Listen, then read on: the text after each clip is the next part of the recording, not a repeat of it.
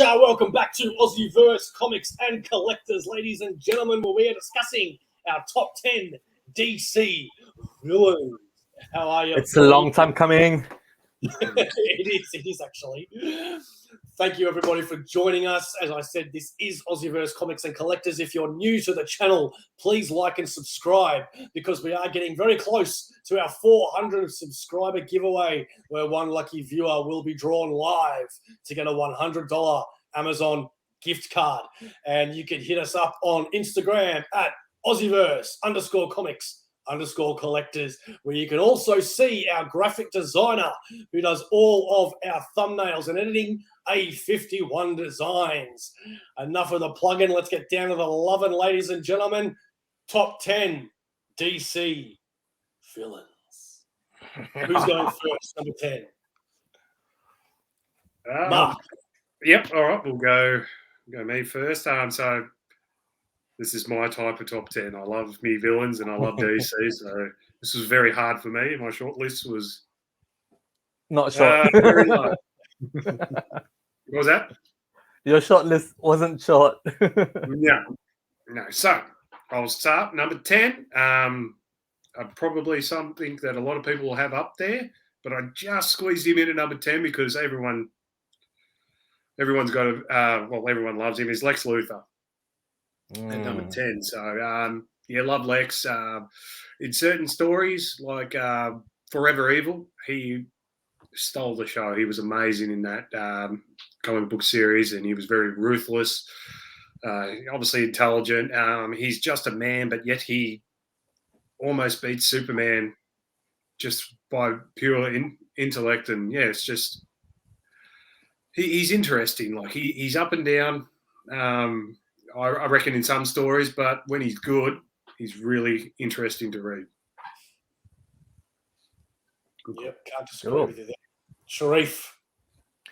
Mine is a killer.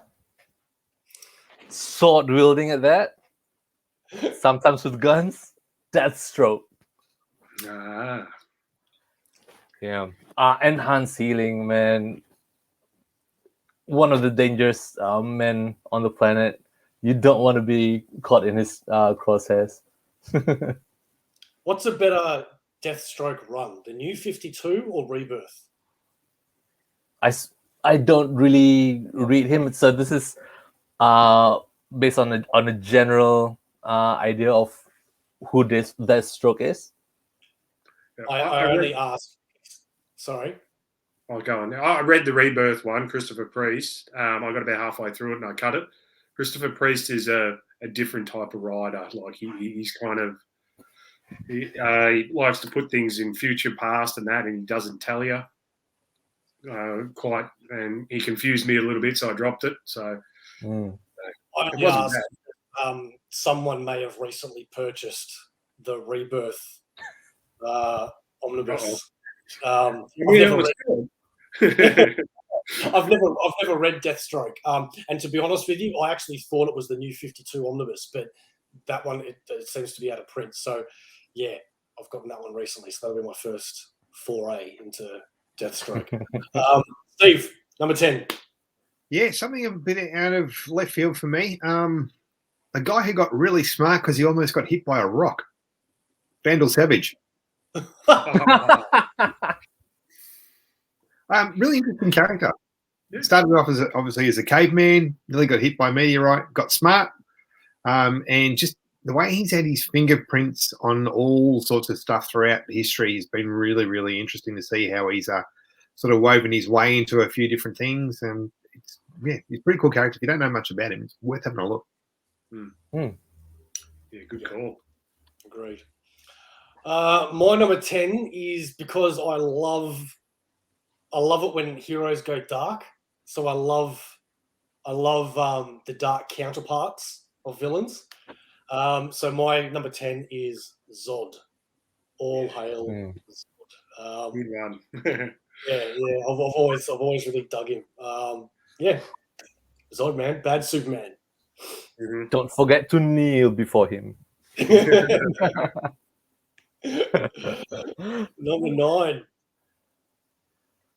My number 9 is I don't know. I've always loved this character for some reason. Could be because of Batman Returns, Danny DeVito, Penguin.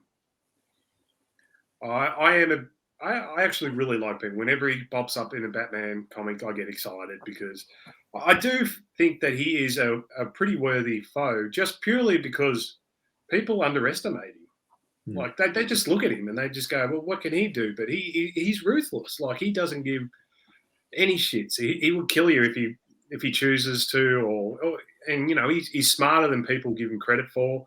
He has lots of resources, so I really dig Penguin. I really like in every single sort of live action. Also, I've loved Danny DeVito. Obviously, I loved what's his name, Colin Farrell's one of the new Batman, and I actually really liked him in the Gotham TV show as well. So yeah. Underrated series, I reckon. It was a good series.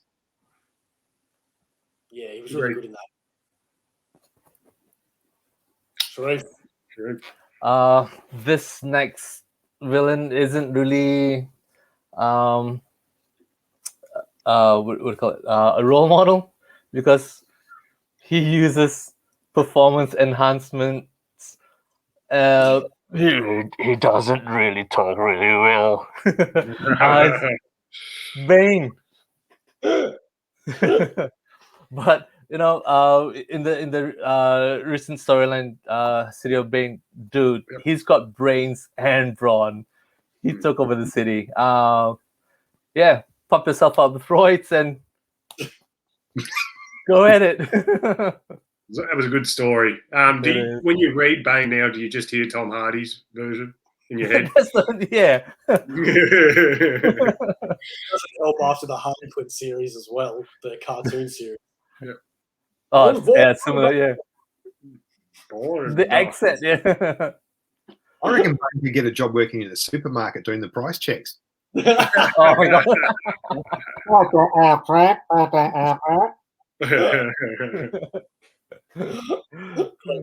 Good one. Take it away, Steve. For me, number 9, I picked Brainiac. Oh. Yeah.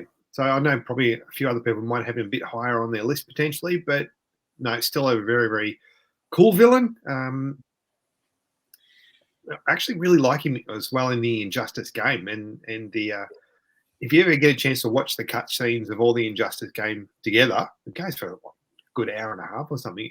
The portrayal of the character in that is really cool, and the fact that he has all these little worlds and these little planets and all these little globes, and he just, as he is, a collector of worlds. It's yeah, really, really cool character. So for me, yeah, number 9, Brainiac.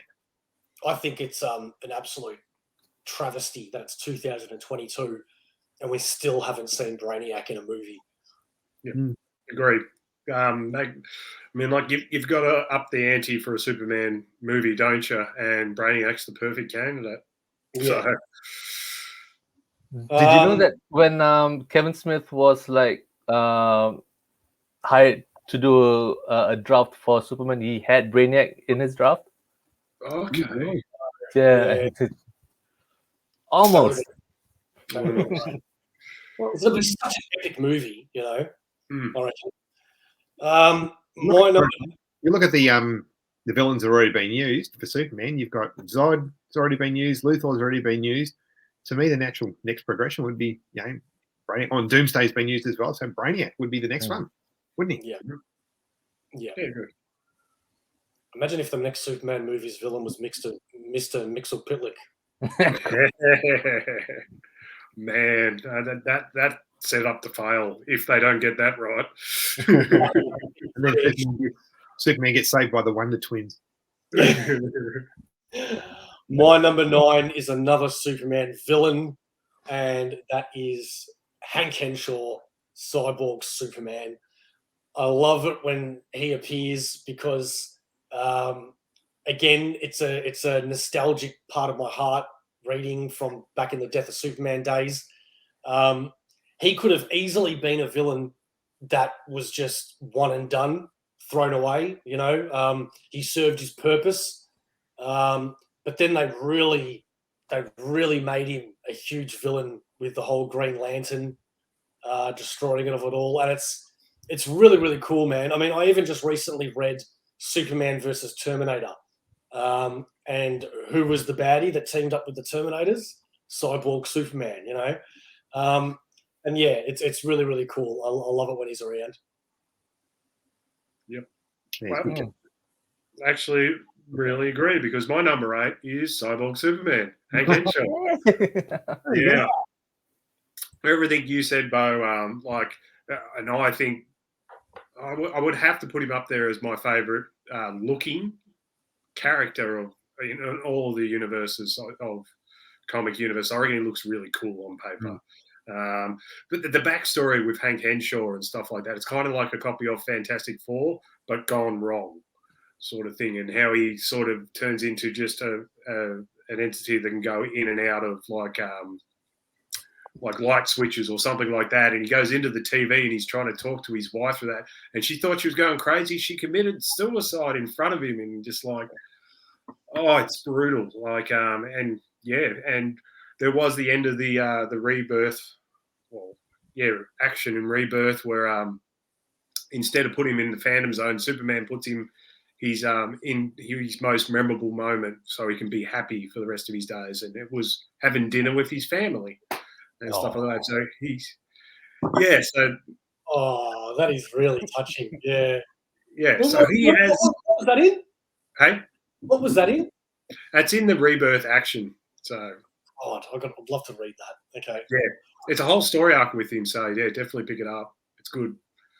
So I'm really like just about to break the seal on those Rebirth action Rebirth art covers. So looking forward to that one. My number 8, it's been mentioned before, and immortal, lived through the ages, Vandal Savage. Wow, I'm surprised 2 of you have Vandal Savage on this. Yeah. There you go. He's got a lot of depth to him, isn't he, Sharif? He's a good character. Yeah. He always plays the long game, but towards the end, always something goes wrong. Not very smart though. Yep. All right. Yeah. Okay, number 8 for me is the character that they made look like a troll from Lord of the Rings in the movie. Actually ended up being one of Superman's biggest threats, and that's Doomsday. Mm. Yeah. Yeah, good one. Yeah, Doomsday, it's just unstoppable. Yeah. Unstoppable. That's one in the comic books. That's a really good design as well. Obviously, in the movie, not so good, but yeah. I mean, I can see what they were trying to do with, every time he got attacked, it absorbed more energy and stuff. Then, all the spikes were starting to grow and protrude and everything. But he did look like just an extra from Lord of the Rings, unfortunately, in Batman versus Superman. It wasn't the greatest design. The character is overall really, really cool character. Great. And it didn't help that in the movie, it's set at night. You don't really see a lot of the details. True. And they rushed his arc. Just all of a sudden, Doomsday is there in the last 10 minutes. So. Yeah, it was very disappointing. I think the Doomsday reveal is on the same level as like Parallax in the Green Lantern movie or Galactus in the Fantastic Four movie. Good. All of them have been good movies, but that just sucked. And it's a shame. I enjoyed those movies. My number 8 is one that, now again, I'm not a DC guy, so making this list was actually quite hard for me because, to be honest with you, there's no one that there's a couple actually. I was about to say there's no one that I really, really love, like with a passion, where with Marvel villains there is. But as I was looking at my list, there is a few. So my next one has a movie coming out, and I always found him really fascinating because what draws me to a villain is being able to sympathize with them. If I have a villain that has an origin story or a motivation where you're reading and you can turn around and go, I kind of agree with him and I'd sort of do the same thing, that's what really draws me to a villain. So Black Adam is my number 8.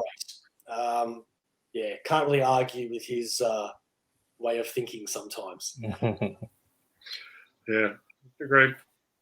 Yeah. Good call. Good call. I love that short Superman versus Black Adam animated movie that came out once. It was like 20 minutes, half an hour, I think. It was really good. Ooh, I got to catch that. I don't think I've seen it. Yeah. Oh, it's really good. I think Shazam's in it too, from memory. I think it's Shazam versus Black Adam. Wow. That sounds cool. On the streaming services, it's well worth a look. It's really well done. Yeah, it really is good. Number 7. Number 7. So this character, main reason why I love these comic books, this title's comic books, is because of his villains, and this is one of them, and it's Aurum, Ocean Master. So I love reading Aquaman books, but purely not because of Arthur Curry. I love his villains and his side characters and stuff like that. But Aurum it's the sibling thing, the sibling rival. I think he looks really cool as well. All these characters, I keep saying they look really cool, but he does. So, but I just love it. He does think what he's doing is right for Atlantis, and just like you said, Bo, you kind of do agree with him. The people on land are ruining the sea. So I understand where he's coming from, where he wants to, declare war. And he's just trying to protect his kind, I guess you could say. But yeah. Yeah, he's very Namor-ish, isn't he? Yeah, 100%. Yeah. Like, and there's been redemption arcs, but he always goes back to his old ways because how much he loves Atlantis in his heart. Sweet. Yeah, that's a good choice, mate. Sharif. Sharif. My number 7. I was thinking the sheriff in my head, that's why. My number 7. He's big. He's red. He's angry. Wait, we're doing DC. But he wields a ring. Atrocitus. Very cool. Yeah. First time meeting him in the pages of Green Lantern, it's one of the I don't know, it's something about the character that uses rage as his power, and dude, the blood spewing. Yeah, it's so cool. Yeah. Agree. I reckon that's something like if I had a character where I wanted a professional drawer to draw me a big picture, Atrocitus would be high on that list. I'd love to have a big sort of drawing of Atrocitus. Yeah, great selection, mate. Great selection. What about you, Steve? Me, I went with Ra's al Ghul. Yeah. Number 7. Again, another very deep character. All the history of Neanderthal Bat, and just again, I mean, I love the role that Leslie Nielsen played in Christopher Nolan's series as well. I thought he did a lot of justice to the character, which was really cool. But the bloke's got his finger on everything. He knows everything that's going on, and pretty much can just bring down a world just by clicking his fingers. Topple governments, all sorts of stuff. So yeah, very interesting character. Yeah. Great. Very interesting, yeah. And plus, he's also on that page, tapping that line of you kind of agree a little bits of what he's doing. Yeah. So, yeah, Liam Neeson. That's underrated performance, the Liam Neeson one. Yeah. Yeah, agreed, mate. What about you, bud? Mine is, again, I would love an omnibus of this character. Where you had all of his appearances, because whenever I see this guy's name, you know that shit is going to go down, and it is going to go down hard. So every time this character rocks up, I'll always find myself buying the comics just because of this villain, and that is Doomsday. Always loved Doomsday. It's just that feeling. The way they wrote him in Death of Superman at the very, very start, where you just have this fist banging on the thing, and then it reveals like these protruding skeletons, and then the slow reveal of him battling and it's coming off, and it's just, man, there is just nothing more savage and brutal than Doomsday. And dude, yeah, like I'd love to have a Doomsday omnibus, it has Death of Superman, has all of his stories after that. It'd be absolutely freaking awesome. Yeah. You reckon there'll be enough material for a proper Omni? Yeah. Because think about it. You've got Death of Superman, then you've got there was Hunter and Prey, or about 3 other storylines that came after that. Then you've got the reign of Doomsday, I think, as well. There's been quite a few, Then there was the storyline in Superman Batman where he's after Supergirl was in it as well. There's been quite a lot of Doomsday stories. So it'll be a huge Omni, but yeah. He's in a story arc in the Rebirth action as well, so there's another one. Yeah. After Devil Dinosaur, mate, I think anything can be an omnibus. That's right. So, number 6, I am going with very street level one. So I'm going Harvey Dent Two-Face. I really love the rise and fall story of Harvey Dent. Like, he was the savior of Gotham, and then all of a sudden he just falls, and then he becomes the crime boss of Gotham, and Bruce Wayne's friends with him as well, and he believes in it, and when he turns to Two-Face, like, he still kind of believes that Harvey Dent's in there. He's had a few redemption stories. He's just interesting. Like, I've got the original first issue of Two-Face here, and I just love it. Love just the simple flip of the coin, whether you live and die. I loved I keep forgetting his name, the guy that did it in the Nolan series. I thought that was Aaron Eckhart. Eckhart, that's it. Yeah, I reckon one of the most underrated performances in any superhero movie. I thought some just because of the Heath Ledger Joker's thing, but I thought to me personally, I thought he was my favorite villain in that movie. So, but yeah. It's interesting as well, Matt, that you mention that, because I reckon if you took Ledger's performance out of it, and let's say Joker wasn't in that movie, Eckhart would have absolutely smashed it. Yeah. There's a couple of powerful moments and powerful sayings. Like, you either die a hero or you live long enough to become a villain. That becomes true sort of for him. And that bit where Batman's going to reveal himself and he yells out, "You can't give in!" It was powerful. Like, he really, Yeah. It was such a powerful line as well, wasn't it? Mm-hmm. You live long enough to be a villain. I loved that. Yeah.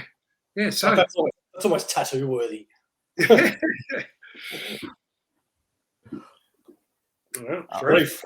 My number 6. He is the last son of his planet. Cigar chomping, bike riding Lobo. No. Nice. Yeah, what a son of a bastard. Yeah, look, nothing is beneath him as long as he gets paid. Yeah, how much more fun can you get? I'm starting to see a bit of a pattern here, Sharif. You're going for very powerhouse people, some brutes, the guys that just love beating on people and that are just physically opposing. Yeah. At least for some bully song. Nah. I just noticed it. I mean, like, we're only up to 6, so who knows? Did anybody read that series that came out? Was it Superman versus Lobo? No, I didn't read that. It's been in my cart a few times, in and out. I just couldn't. But yeah, because I'm interested to read. I collected and read the Lobo and Crush series, which was just 6 series mini. And it wasn't bad, but Lobo's hardly in it. It's mainly a Crush. So yeah. Steve. Steve. Number 6, a guy that's already been mentioned, Deathstroke. So Deathstroke, I rank him pretty high in regards to the DC villain hierarchy. I love everything about him. Just his skills and abilities, and yeah, he's just an awesome character. Can't say too much more that hasn't already been said. So Yeah, see, I want to know more about Deathstroke because people have such a passion for him, and I only know him from any cartoons or movies and things, you know. You'll definitely find out in the Rebirth version, so Yeah. it's good. All right, beauty. Well, mine is a character that I have loved my whole life. In all honesty, I don't think it's fair to put him on a villains list. In my opinion, he could actually be on a heroes list, especially after the Rebirth era. He's a character that you have a lot of sympathy for, you have a lot of emotion towards, and, well, me am number 6 Bizarro. He's just... good call, man. Good call. Yeah, very good one. He's the greatest. That's a top selection. Yeah. I love Bizarro so much that Sharif ended up hooking me up with the hardcover Bizarro, and and to be honest with you, again, I would love to get a Bizarro omnibus. That'd be amazing. Anytime, just like Doomsday, anytime I see Bizarro in anything, I want to read it because I just love him. Absolutely love him. He's got so much depth to that character, and you feel so sorry for him because he just thinks he's Superman. You know, it's not his fault. With his pup. Yeah. His little Superman Teddy that talks to him. Yeah. When I found out he hooked up with Red Hood, I was just like, man, I've got to read this. I can't wait. And it was great. And that look later on in the Rebirth where he has the mohawk and the beard. Oh, dude, I would love that action figure. Yeah. All right. Yeah, cool. That's cool. Top 5, yeah? Yeah. Oh, Rich. So my number 5 is another Aquaman villain, but a lot of people will say the Aquaman villain. It is Black Manta. Again, I keep saying, but I really love his design of suit. Some people can look at it and just go, it looks kind of stupid. I think it looks cool. Does look cool. And like his backstory as well, and now with Jackson Hyde, he's a pirate. He's the modern day pirate. So, and he really does go toe to toe with Aquaman. Like he really causes probably the most problems that most villains can cause. And loved him in the movie. He did have a solo series just came out. I got all of them, and it's kind of a redemption story, but I don't know how it's going to last. But yeah, he's just interesting to me, and yeah, love Black Manta. And I just love his weapons as well, like and just how he just melts people out of his eyes, like his eyes just shoot and he melts them, and yeah, cool. Cyclops. Yeah. He looked great in the movie. Yeah. Yeah, did look good. And 5. Sharif. My number 5 is another ring wielder. You're breaking up there, Sharif. All we heard was That's true.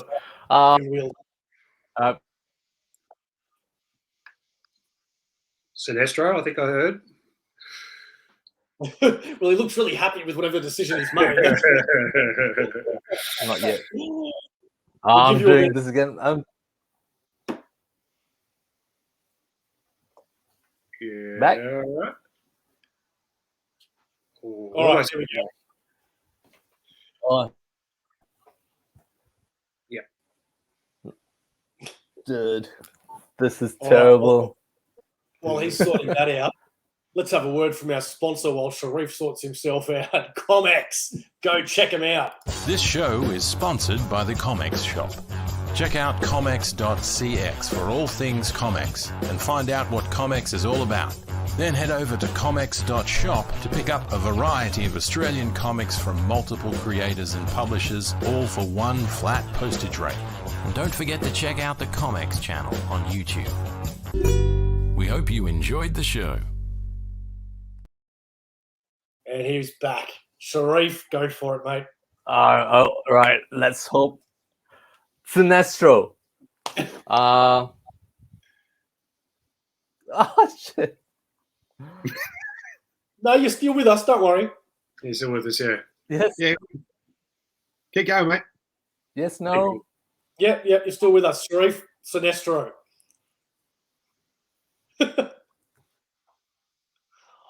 Steve, what's yours? Number All 5. right, number 5 for me, already been mentioned as well, Black Adam. Very, very cool, very, very powerful human.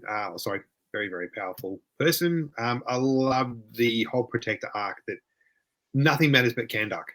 It's all about Kahndaq. And if someone tries to come near Kahndaq, yeah, good luck. October 21st here in Australia, we get the movie. So I've got my fingers crossed. I mean, we're probably going to do a whole different episode about the movie, but visually it's looking pretty cool at the moment. I just hope it's a really good story. Yeah. But Black Adam's just an absolute kick-ass character. So, yeah, me, number 5. Yep. Fair enough. My number 5 is the man that's already been mentioned, and that is Lex Luthor. How can he not be on a top 10, really? I mean, he's just a dude that takes down Superman, can't have more respect than that. Although I don't know when he was one of the smartest men in the world, though. Like, that seemed to happen only in the last few years. He was always smart, correct me if I'm wrong, but he was never like genius level, like in the top 1% of the world smart, and now he seems to be in DC. Yeah. Yeah, Like, I reckon it's reasonably recent. So maybe I do remember there was a panel in Forever Evil, and he goes, "Hey," he's in a room full of people. He goes, "Hey, I'm the smartest guy in the room." He goes, "Wait a minute, Batman's not here, is he?" Yeah. That's right. So he might even admit that Batman's smarter than him, but I don't know. It's up for debate, definitely. But Number 4, Mark.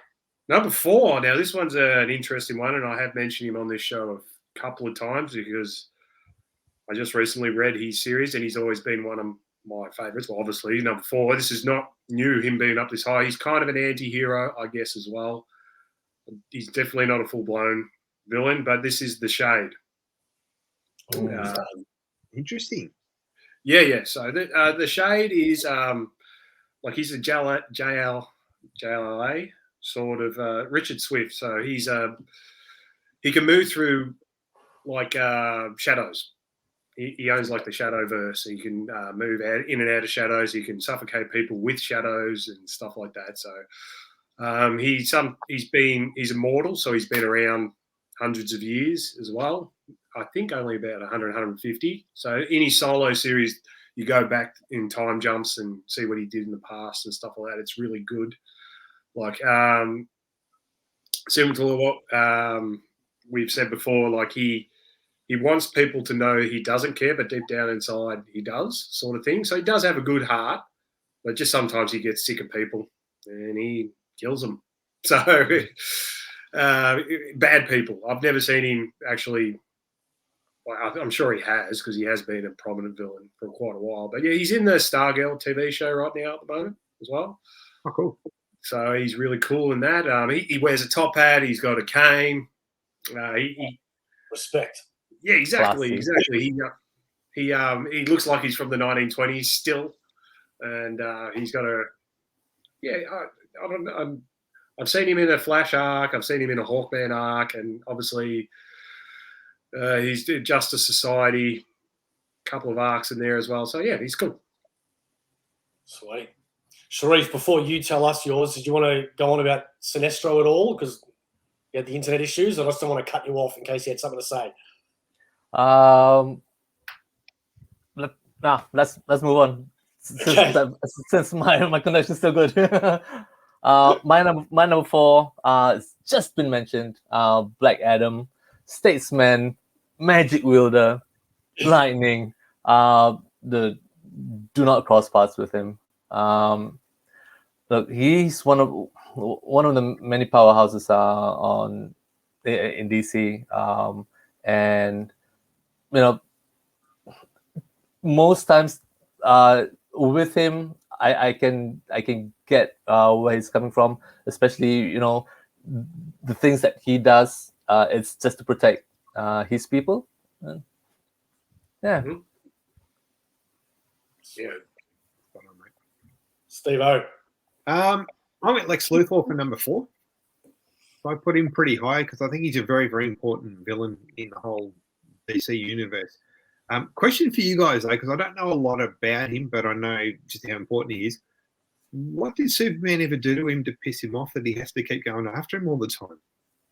Isn't the reason why he's bald Superman's fault? That's that was like a publishing mistake, wasn't it? It was a publishing mistake because he did have hair in the 80s, and somebody wrote a new comic book art and they forgot to draw hair on him, so he's bald. It's legit true. Same problem. I could have sworn there was an actual story where they revealed the reason why he was bald was because of Superman. It's probably they've probably done that now just to try and clean up their mess. But yeah, that was literally the reason. Apparently, that it was an editorial problem, like a mistake. But no, I think mainly because Lex wants to be the most powerful man in the universe, I guess, and he's just threatened by him, I guess, as well. And plus, just like in the movie Batman vs Superman, how Batman gets in his head that he just doesn't trust him. Yeah. Plus, I think it's more the fact as well that that he wants to be beloved by the world for his contributions to society and how smart he is. And here comes this alien that can do things that he can't, and the world loves him more. And he's just jealous. Yeah, he wants to be that symbol, doesn't he? Yeah. I also do like on his portrayal on Robot Chicken as well, and his band Sex Luthor. Never seen it. Yeah, it's good. I'll have to look that up. Sharif. Oh, sorry, Sharif. Sharif did his number 4. I did. It's up to you, though. Your turn.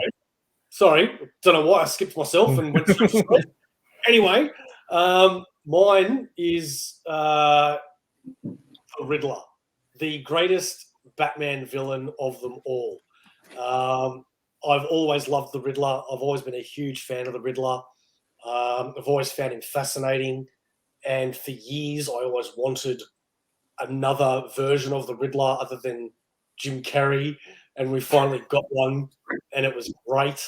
Yeah, I've always, it's even since the old Adam West Batman show, the Riddler was always my favorite one to watch. I've just always found him really, really compelling with how his whole way he thinks with having to do the riddles, and it's all a game to him. And yeah, Riddler is definitely awesome. Yeah, that's a good one. He's definitely different as well, and it's it'd be hard to come up with Riddler story arcs, wouldn't it? Just doing all the riddles and stuff like that, and trying to find something new. But when it does happen well, like you said, it's awesome to watch or read. We'll have to do a top 5 Batman villains video too. I reckon that'd be interesting. I never read The War of Jokes and Riddles because I heard bad things about it, but I still want to read that one day. I have it. I can lend it to you. I'm not sure if I want it anymore. So that could be a bit of a spoiler for you. I'll definitely borrow it off you.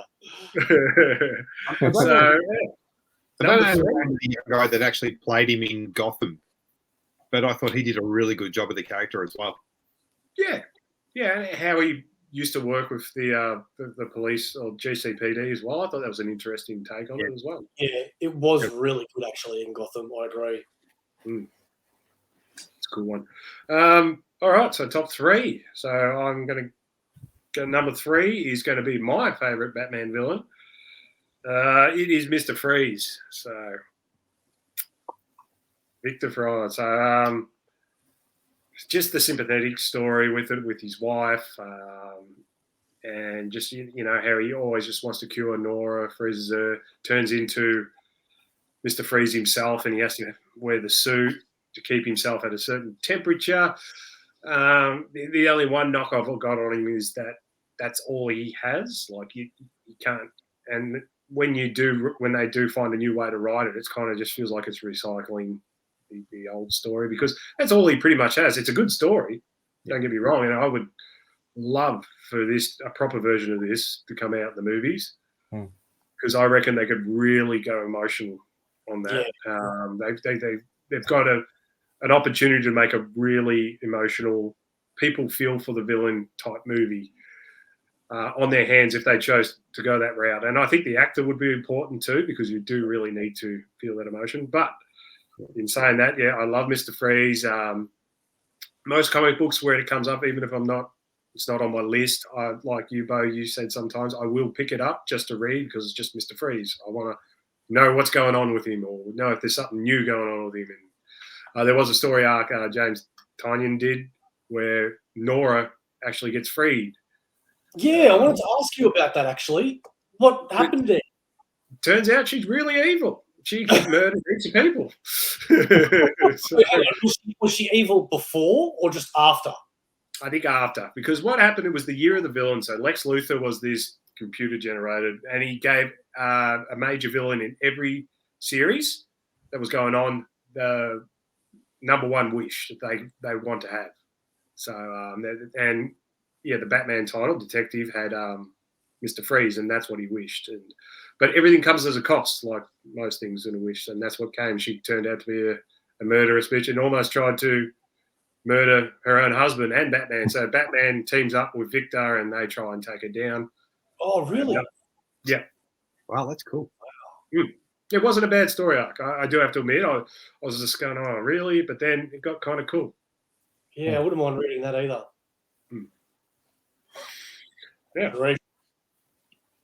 My number 3 is a thorn in the Fletcher's side. Zoom. There you go. Yeah. Look, especially the recent arcs, he is maybe a tad overpowered, but that's how a hero would rise above and find ways to defeat someone who may be even more powerful than him. And the shit that he's put the Flasher through, villain. Yeah. So Zoom, correct me. Zoom is different to Reverse Flash, is he? Yeah, Zoom's Hunter's Ulman. Yep. And So Reverse Flash is Ebon Thorn. Yeah. Right. Okay. So- Because the whole TV show got me really confused. Yeah. Yeah. Yeah, that print behind me, mate, that's I don't know, it's all in reverse. That was actually done by one of our local guys, Brendan Halliday. Oh yeah, I know Brendan. Ooh. Yeah, Is got that one of the Is that a expos. sketch? That's a sketch, mate. Yeah. Wow, I thought it was a photo. I thought it was a print.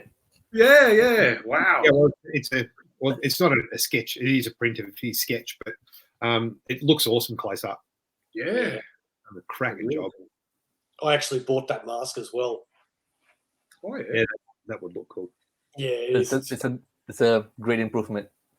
It's terrifying. All right. I've lost track now. Who's next? Steve. Me, I think. Number 3, Darkseid. Ooh, yeah. Oh. Darkseid. So probably ranked him a bit higher than maybe some of the new other blokes, but again, he's one of those characters. He's just, his presence is just, I can't describe it properly, but he's just there, and the power that emanates from him,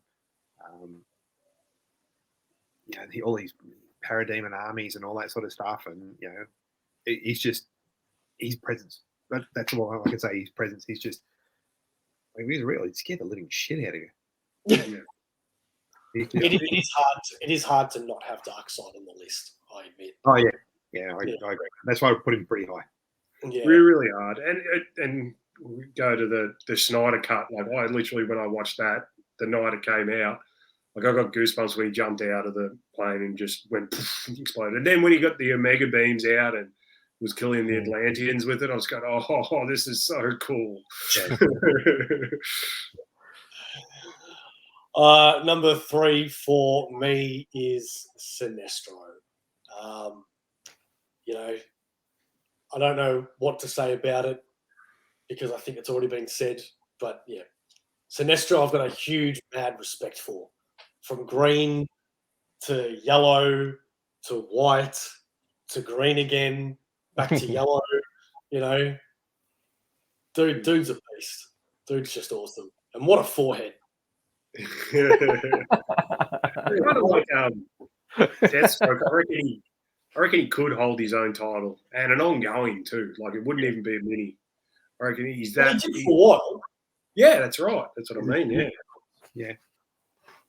So, yeah, it's up to me. So number 2, up to the top 2. Obviously, people might realise that this villain's going to be high on my list, just purely because it's in my name right there. It is Grodd's number 2. I thought he'd be number 1. No, Yeah, me too. yeah, number 2. You'll know what my number 1 is when I say it, but yeah, no, love Grodd. Whenever he rocks up, you know it's going to be, like you said, shit's going to go down. Like he's not a guy you just bring in for a one and done. He's going to bring his army, or he's going to really create some havoc. And he's different. It's a different villain for Flash, and I like that. Like it just got nothing to do with counteracting his speed or being faster than him. It's just he's a big gorilla that can telepathically get to you and stuff like that. And you know, he hates humans, and fair enough of what he's gone through as well. And yeah, I got a lot that I could say about Grodd because obviously he's one of my favourite characters in any, apart from my number 1 in all of comics, heroes and villains. He is number 2 on my list. It's a very scary concept. Yeah. I think a telepathic gorilla, like, woof, you can't fight that. Yeah. It's like Planet of the Apes on steroids, isn't it? Sort of thing. Yeah. Cool. My number 2, I'm not sure if it's been mentioned before. It's Lex Luthor. Dude, just look, he managed to talk his way through with Perpetua and become her right-hand man as an apex predator. Oh. Yeah, that's it. Then he can take on Superman. Yeah, that's my number 2. Nice. Number 2 for me, already been mentioned as well, Sinestro. Oh, Love 2. Yeah, number 2. Yeah. It's been number 1 for you. I thought it was going to be number 1 for you. It was very close. very close. But I mean, look at Sharif's shirt. It's amazing. He's obviously a fan too, but just such a good character. I just love it. He's no bullshit. It's just get out of his way. Really, he's just awesome. So Sinestro, number 2, in a very close type of person. And you got the concept between him and Hal, how they were best mates as well for ages and stuff like that. And they still sort of are friends at times, even though they're against each other, if that makes any sense. Yeah, I think Hal likes him more than Sinestro likes Hal. I think Sinestro hates that he likes Hal, if that makes sense. Good call. Yeah. It's like how I feel about my brother.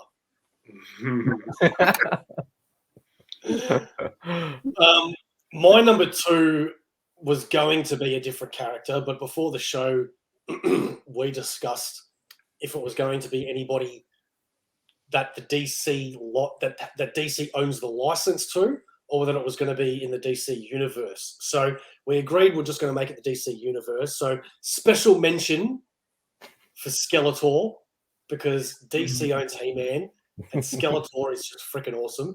But seeing as we can't have Skeletor in this list, my number 2 is going to be a villain that I've always found fascinating. Again, whenever I see this villain, I love to read him. I would die for a Joker-esque movie about this villain, the Joaquin Phoenix, solo movie, because I think it'd be a great character study. I loved him in the Batman animated series. No one else seems to really dig him, which is why you probably don't see him around that much. But mine is, well, it depends on the name you want to go with. Is it Scarface or is it the Ventriloquist? Either way, that is my favorite. Like I say, Riddler's my favorite Batman villain, and he is, but Ventriloquist is and him are very close together. Can you imagine if we can get a really dark, say Christopher Reeves does that with his next really dark version of Ventriloquist? It would be scary. It'd be Chucky sort of style, wouldn't it? Yeah, like just how creepy is it? You got this dude that's like so weirded out, like so inconfident with himself that he's got a mental condition where he believes this dude's real and he's running the gang, and not only that, but all of his henchmen know that he's crazy, but they still talk to the puppet. It's fascinating. Yeah, and even the fact of he's terrified of Scarface, like in his mind, like he's just terrified. He goes, "Do what he says," sort of thing. Yeah. But it's really him. That's a great call, mate. Very, very interesting. Thank you. Interesting. All right. Number one. All right. So my number one has always been my favorite comic book character out of all heroes, villains, whatever. Captain Cold, Leonard Stark. Oh, of course. Yep. I couldn't think who number one was going to be after Grodd, but yeah, that was obvious.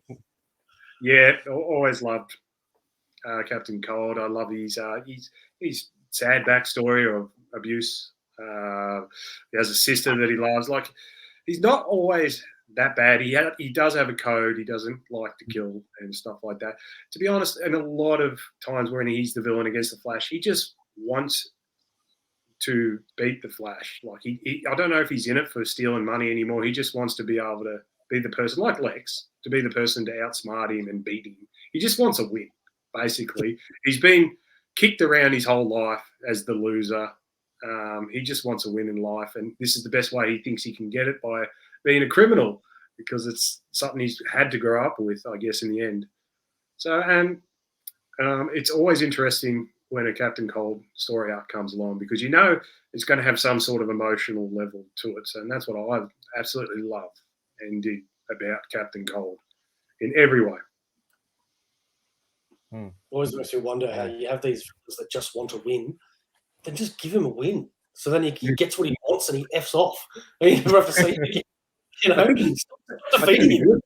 Yeah, I think he would. Sharif, who's your number one? My number one is Batman.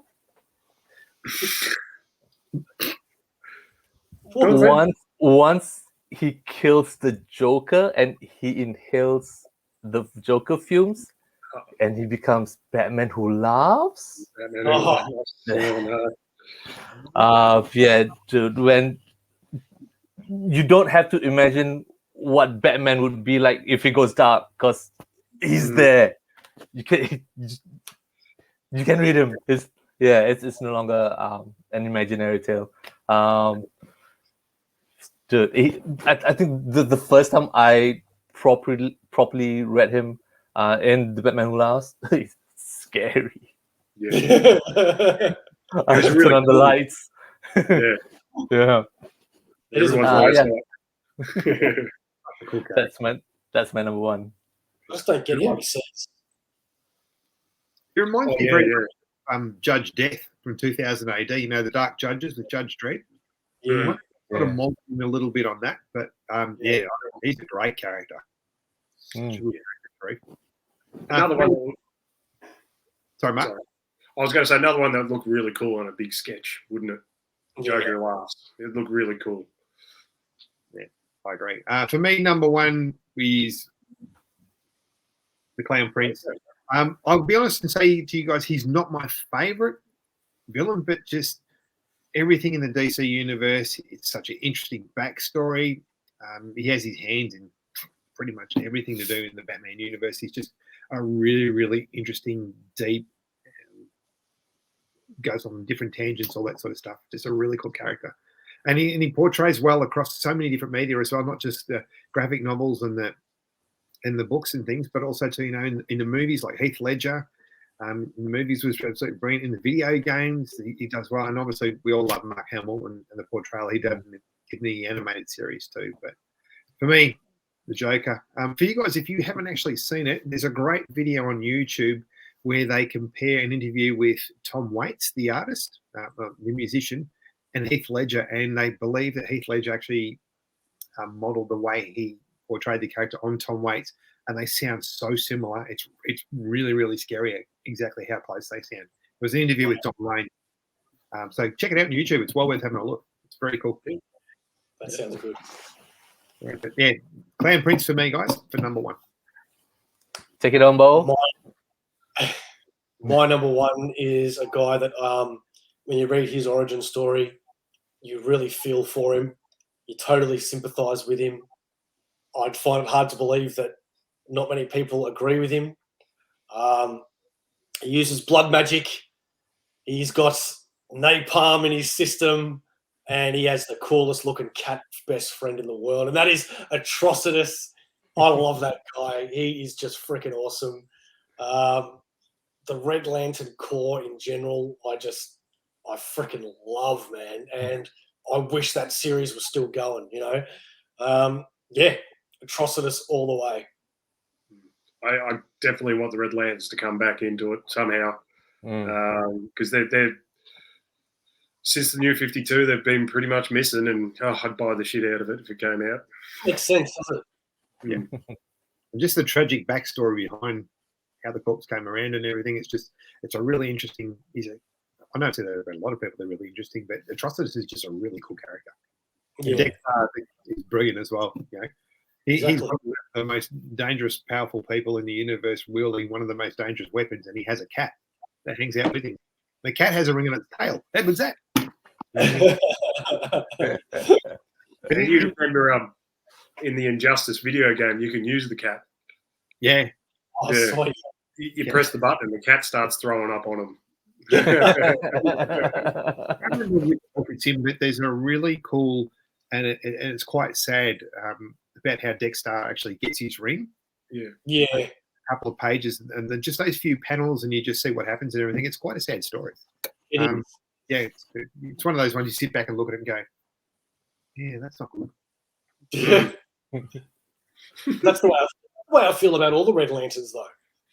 When you see all their origins, man, they're all deserving of their hate and anger, I think. Yeah, that's what gives them worthy of the Red Ring, I guess, isn't it? Yeah. The fact They're that halfway in their hate. time as well. Yeah. Just give a bloody Kryptonian a red ring. Good luck. Yeah. That'd be mad. All right. That's Hey. That was fun, boys. Did you take a tally of that one, Grodd? No, I did not. I was going to say that might have been. All right.